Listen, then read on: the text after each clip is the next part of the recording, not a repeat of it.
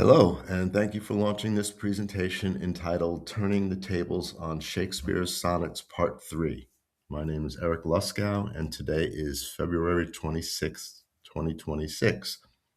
I'll be approaching the sonnets from an Oxfordian perspective, i.e., that Edward de Vere, the 17th Earl of Oxford, was the author of these stunning poems historically attributed to William Shakespeare, the man from Stratford.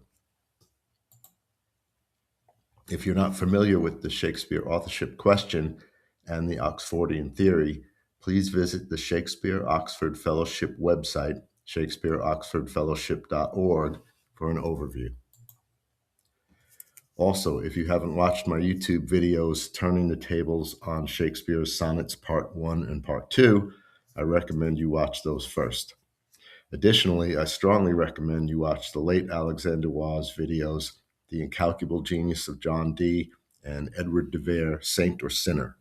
If you've already watched them, by all means, watch them again. In parts 1 and 2 of this series, the tables I presented showed the totals for all 2,157 sonnet lines and then focused on the letters R, O, and especially T. The table we're looking at now focuses exclusively on the first letter of the 154 first lines.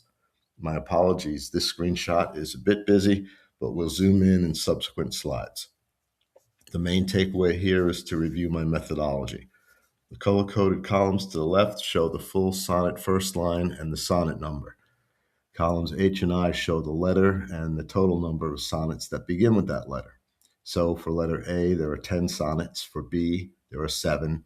For C, 2. For D, 1. For E, 0, and so on. Also note that though John Dee did not use Elizabethan English gematria, 24 letters, our poet certainly did. In part 2 of this series, I demonstrated how he differentiated the double V geometric value of 40 from the Elizabethan W geometric value of 21 with an ingenious typographical mathematical puzzle using sonnets 75, 76, 77, 78, and 79. Here's the Elizabethan alphabet gematria, which includes W while still excluding J and U. Here are the totals for the letter O, showing there are 14 sonnets beginning with said letter. The geometric value of O is 14, so we have what I would argue is confirmation of intention and not random happenstance. We saw the same technique in the table for the total lines count in part 1, where there were 17 lines beginning with the letter R. R has a geometric value of 17, and 17 is, not coincidentally, one of the 17th Earl of Oxford's geometric numbers. Here you see the specific sonnet numbers where the first line begins with O. The total of the 14 sonnet numbers using standard addition is 1,337. Adding 1 plus 3 plus 3 plus 7 equals 14, geometric O. The total using sequential addition is 113. 11 plus 3 or 1 plus 13 equals 14. Again, geometric O. Also, 1 plus 1 plus 3 equals 5, the geometric value of E. So the number 14 gives us both E and O. Adding both the standard total and the sequential total sequentially, 1 plus 3 plus 3 plus 7 plus 1 plus 1 plus 3 equals 19, the geometric value of T, which Waugh demonstrated in his YouTube video, The Incalculable Genius of John Dee, is the key to decrypting the sonnet's dedication. Also, I demonstrated in part 2 of this series that the letter T is a major organizing principle in the sonnets, centered on Sonnet 77, the only sonnet with 9 lines beginning with the letter T. Here's more O gematria. I won't go through it all. You can pause and review if you'd like. I'll freely admit gematria can get tedious. I try to use it only as a means of confirmation and not as an end in itself. But before we move on, note that the total number of sonnets, 154, is the number 5 surrounded by the number 14. Picture it in your mind as the letter E inside the letter O. Now we'll look just at the letters A through G. As I demonstrated in parts 1 and 2 of this series and above with the number 113, our author uses standard addition, sequential addition, plus a combination of the two, which I'll refer to as hybrid addition. In the total lines table reviewed in part 1, we saw that of the 2,157 first letters, there are 122 lines beginning with O. 12 plus 2 equals 14, and 1 plus 2 plus 2 equals 5. 14 equals O, and 5 equals E. That's EO again. Sequential addition is common in numerology, especially religious cultural numerology. Google magic number 9 if you're not familiar with this concept. Hybrid addition is less common, but remember, gematria and numerology are creative endeavors, and our poet never lacks for creative genius. I cannot emphasize enough that we must look at the numbers as an integral and creative component of these remarkable sonnets. So, adding the first line totals for A and B, 10 plus 7 equals 17, that relentless Oxfordian number. Adding the C total of 2 to 17 gives us 19, the geometric value of T. Now look at D. There is only one sonnet beginning with the letter D, and it is Sonnet 19. Alexander Waugh, in his videos aforementioned, argued that John Dee was the cryptologist of the dedication based on the letter D placed in the middle of the anagram the Westminster, plus multiple D, E, E anagrams found in the dedication arranged into 19 columns. I wholeheartedly agree with him, and I detect Dee's presence, whether actively or as a tribute by the poet, in this table of first line, first letters. Now observe what happens if, rather than adding 10 plus 7 plus 2, we subtract. 10 minus 7 equals 3, 3 minus 2 equals 1, 1 minus 1 equals 0. There are no sonnets beginning with the letter E. Back on the first line letter A through G table, we see the letter E beside the number 0, or EO. Now look at F. There are 5 sonnets beginning with the letter F. So both above and below the number 5, which is geometric E, we have a 0, giving us 2 more instances of E0 or EO. So here are 2 well-known lines amongst Oxfordians anyway, from respectively Sonnets 71 and 72, that put into words the equivalent of Edward 0. Do not so much as my poor name rehearse, and my name be buried where my body is. Before we move to Sonnet 19, here is the rest of the enlarged first line, first letter table, and some geometric highlights for you to pause and peruse if you'd so inclined. So to recap, as we've seen in the first letter, first line table, there is only one sonnet that begins with the letter D, and it is Sonnet 19, 19 being the geometric value of T or tau. As Waugh demonstrated, the dedication organized into 19 columns reveals compelling and ornate descriptions identifying the author as Edward de Vere. In part 2 of this series, I demonstrated the sonnets are organized on the principle of T, with Sonnet 77 as the centerpiece, containing 9 lines beginning with the letter T, 3 triple taus. The remaining 5 first letters in Sonnet 77 form the Latin root kalos with a C, derived from the Greek word kalos with a K, meaning beautiful or noble. Additionally, the letters form the Latin word schola, school, with its multiple meanings. In Sonnet 19, the first word is devouring, and the second line contains the word devour. This, I would argue, is a twice doubled pun. First on the name de Vere, and second on the combination of the names D and Vere.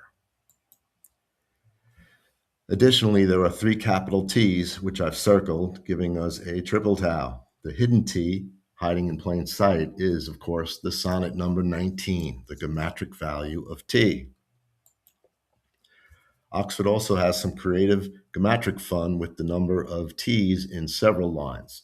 In line 1, there are 4 T's, Combine 1 with 4 to create the number 14 and 4t as well. In line 4, there is 1t. Again, 1 with 4 equals 14. In line 10, there are 4 t's, 14 again and 4t again. In line 13, there are 6 t's. 13 plus 6 equals 19. And in line 14, there are 0 t's, yet another 14. By all accounts, John Dee was quite proud of his Welsh heritage. According to one of his biographers, Peter French, Dee traced his Welsh heritage back to Roderick the Great, an ancient Welsh prince. While tracing lineage in this era might be hazardous, the Tudors had Welsh lineage, so Dee likely thought it advantageous to emphasize his family connection to Wales. If you're not overly familiar with John Dee's life and all his accomplishments and controversies, I do recommend French's book as an introduction. Without attempting a mini biography here, I'll just state that Dee was a brilliant mathematician and scientist who lived at a time when science and the occult crossed paths. He was also deeply involved in the Elizabethan state as an advisor and spy for Elizabeth's government. Primarily for our purposes here, he was a cryptographer, probably the most adept cryptographer of his time, and Wa's videos amply demonstrate that assertion. So here are the 14 first letters of the lines of Sonnet 19. Note that I put the middle 6 in bold letters. They spell Mabon with a T, tau, contained inside the name. Here are 4 anagrams from the 14 first letters. There are others, but we're just focusing on these 4. The first one is monad, which is the English translation of monas and an homage to Dee and his work Monas Hieroglyphica. The second is mab, which in Welsh means youth or boy. The third is Math, who is a character in the Welsh folklore collection known to us as the Mabinogion. As noted in the slide, Math is a lord and magician who disguises himself as a bard. The fourth anagram is Mabon, another character from the Mabinogion and the central one for this presentation. Mabon is the son of a great mother, Ap Madrone, which might interest Oxfordians who are concerned with the Tudor prince theory. Mabon is a character from the quest tale of Culwich and Olwen, and he is connected to Maponus, the Welsh version of the Roman god Apollo. There's a long history of Oxford being associated with Apollo, beginning with Gabriel Harvey way back in 1578. Additional salient facts about Mabon are he is a prisoner held in Gloucester. He was stolen from his mother's arms 3 nights after he was born. He is heard singing in prison a lamentation of his fate. He is the only one who can hunt the dog Drudwyn, who in turn is the only dog who can track the wild boar Turk Truith. Here are the details about Turk Truith. He is a king who was turned into a boar for his sins.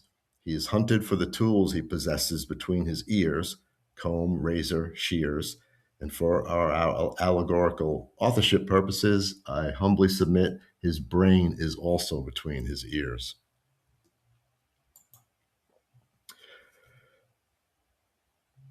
And though his tools are taken, Turk Truith is not captured or slain. He escapes into the sea. Now, on the admittedly slight chance that a newcomer watching this video might not be aware of the connection between Oxford, boars, and the word truth, here is his coat of arms, which contains a boar and the motto, Verho nihil verius, nothing truer than truth. The history of the connection between Oxford and the nickname Turk is a fascinating one. It begins with a letter from Christopher Hatton to Elizabeth in which he refers to someone as, quote unquote, your Turk.